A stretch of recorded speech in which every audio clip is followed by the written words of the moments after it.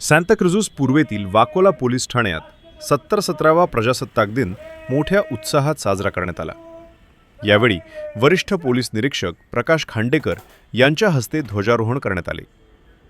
ध्वजारोहणानंतर राष्ट्रध्वजाला मानवंदना देत संविधानिक मूल्य, कर्तव्य आणि देशसेवेची शपथ घेण्यात आली। या कार्यक्रमाला पोलीस अधिकारी, कर्मचारी आणि कर्मचारी वर्ग मोठ्या संख्येने उपस्थित होता। देशाच्या सुरक्षिततेसाठी सदैव सज्ज राहण्याचा संकल्प यावेळी सर्वांनी व्यक्त केला। प्रजासत्ताक दिनाच्या निमित्ताने वाकोला पोलीस ठाणे देशभक्तीच्या वातावरणाने परिपूर्ण झाले होते।